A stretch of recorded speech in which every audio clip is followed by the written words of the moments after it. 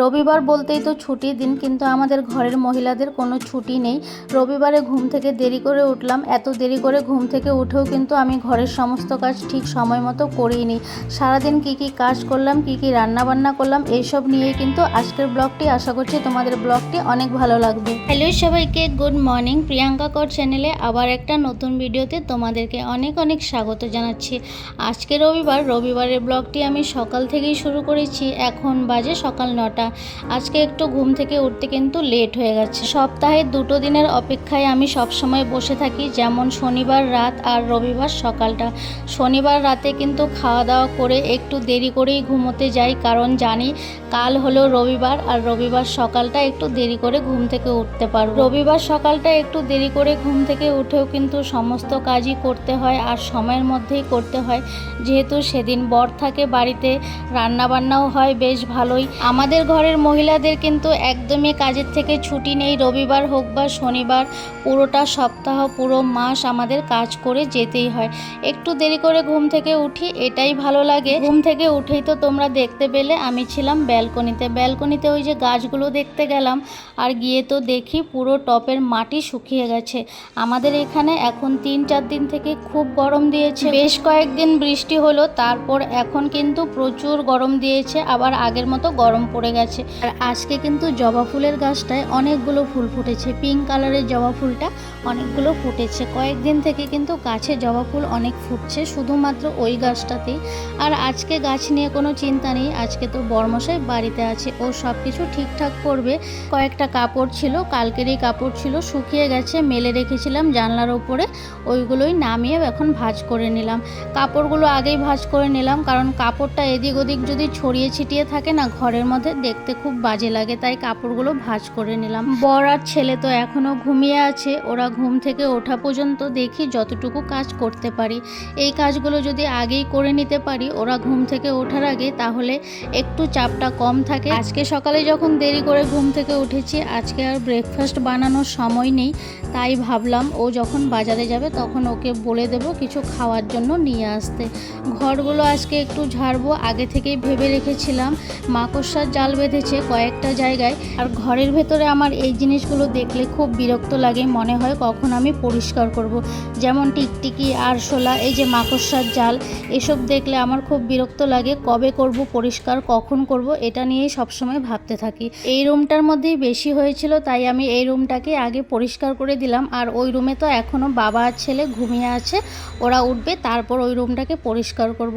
Balcony দুটোর মধ্যেও একটু একটু মাকড়সার জাল হয়েছে, ওই জালগুলোকে ওর বাবাকে বলবো পরিষ্কার করে দিতে। রাস্তার ধারে বাড়ি হলে এই একটা সবচেয়ে বড় সমস্যা, ধুলোবালির সমস্যা। ম্যাট্রেস কাভারটা যখন ঝাড় দিলাম, তোমরা হয়তো খেয়াল করেছো কতটা ধুলো উঠছিল।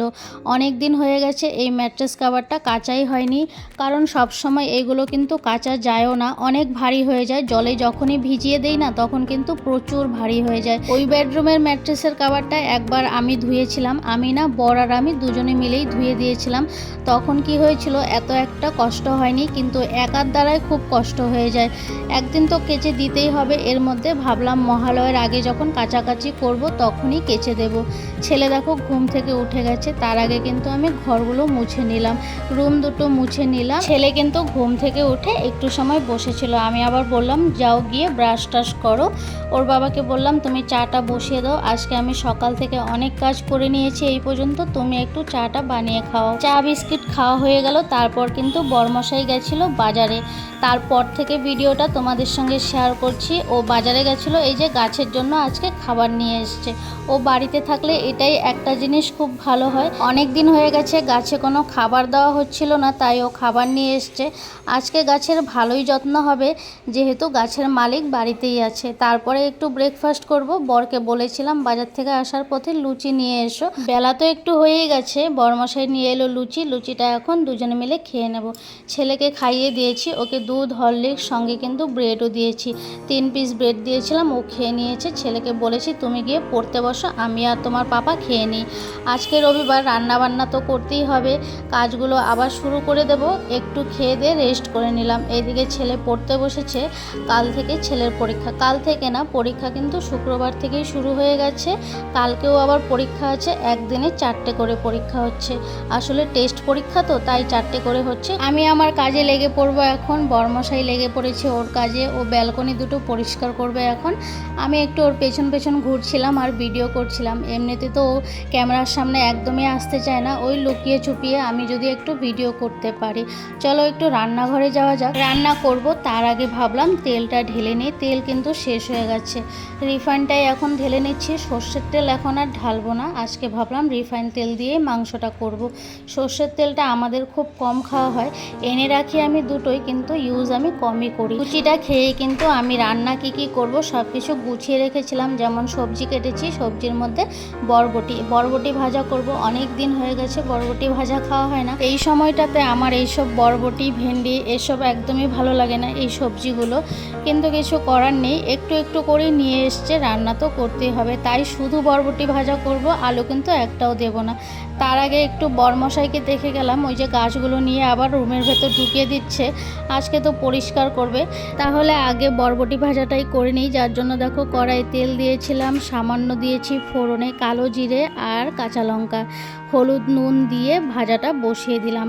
এখন আবার একটু যাই দেখে আসি, গাছগুলো সব দেখো এখন রুমের ভেতর ঢুকিয়ে দিয়েছে। রুমের ভেতর ঢুকিয়ে দিলে না সুবিধা হয় এই ব্যালকনিটা পরিষ্কার করতে। কত নোংরা হয়েছে শুধু এক সপ্তাহের মধ্যে এত নোংরা হয়ে যায়। আসলে বৃষ্টি বাদল হলে মাটিগুলো যখন পড়ে যায় টপের ওপর থেকে, তখনই এত নোংরা হয়। আজকে বেশি কিছু রান্না করব না, আগে থেকেই ওকে বলে দিয়েছি শুধু বরবটি ভাজা করব আর চিকেন কষা করব। মাংস নিয়ে এসছে প্রায় 1 কেজির মতো, সবগুলো আমি রান্না করব না, একটু রেখে দেব। কালকে সকালে ও যখন অফিসে যাবে তখন ওকে একটু রান্না করে দেব, একটু রেখে দিলাম। ভাজাটা আবার ওইদিকে বসিয়ে রেখেছি, তার মধ্যেই মাংসটাকে রেডি করে নিলাম। মশলা তো পেস্ট করে নিয়েছি আর ধুয়ে পরিষ্কার করে রেখেছিলাম আগেই মাংসটাকে। বরবটি ভাজা দেখো হয়ে গেল, নামিয়ে নিলাম। এখন মাংসটাকে বসিয়ে দেব। আজকে কোনো স্পেশালভাবে মাংসটাকে রান্না করব না, যেভাবে সব সময় রান্না করি ওইভাবেই রান্না করব। যা যা মশলা লাগে সমস্ত দিয়ে দিলাম। আর আলু কেটে রেখেছিলাম আগে থেকে। বরবটি ভাজাটা নামিয়েই কিন্তু আলু ভাজাটাও বসিয়ে দিয়েছিলাম। আলু ভাজা বলতে এই যে মাংসের আলু ভাজা করছি, আলু না দিলে তো হবেই না। ওর বাবা আগে থেকেই বলে দিয়েছে মাংস কষা করবে কিন্তু আলু বেশি করে দেবে। বেশি বলতে ওই 3টে আলু দিয়েছি, ছোট বলতে একদম ছোট না, মিডিয়াম সাইজের 3টে আলু মাঝখান দিয়ে কেটে নিয়ে ভাজা করে নিলাম। তারপরে দেখো মাংসটাও বসিয়ে দিলাম। বাটা মশলা দিয়ে দিয়েছি, ওপর দিয়ে দিয়েছিলাম পেঁয়াজ কুচি, পেঁয়াজ একটু বাটা করেও দিয়েছি। এখন একটু গুঁড়ো মশলা দিয়ে দিয়েছি, গুঁড়ো মশলাটা দিয়ে এখন মাংসটাকে ভালোভাবে কষিয়ে নেব। মাংসটা রান্না হয়ে গেলে অনেকটা কাজ শেষ হয়ে যাবে। যেমন রান্নাবান্নার কাজটা শেষ হয়ে গেছে, সকালবেলা ঘরের সমস্ত কাজ শেষ হয়ে গেছে। এখন কয়েকটা ছোট কাজ আছে, যেমন রান্নাঘর পরিষ্কার করা, এসব করতে করতেই বিকেল হয়ে যাবে। আবার খাওয়া দাওয়া আছে মাঝখানে। বরমশাই তো আজকে গাছ নিয়ে বসেছে, হয়তো সন্ধে হয়ে যাবে ওর ওইসব পরিষ্কার করতে করতে। তোমাদের সঙ্গে আগের আর কোনো ভিডিও শেয়ার করতে পারিনি, একদম বিকেলবেলা। এখন বাজে 5টা 10 কি 5টা 5 বাজে। আমাদের খাওয়া দাওয়া হয়ে গেছে, একটু রেস্টও করেছি। তারপর আমি আবার এইদিকে সন্ধেবাতি দিয়ে দিয়েছি। আমার মনে হয় কাজগুলো যত তাড়াতাড়ি শেষ হবে ততই ভালো, তাই সন্ধেবাতি আজকে বিকেল 5টার মধ্যেই দিয়ে দিয়েছি, দেরি করিনি। ছেলে আবার ওইখানে দাঁড়িয়ে আছে ওর বাবার পেছনে, ওর বাবা এখনও কাজ করেই যাচ্ছে।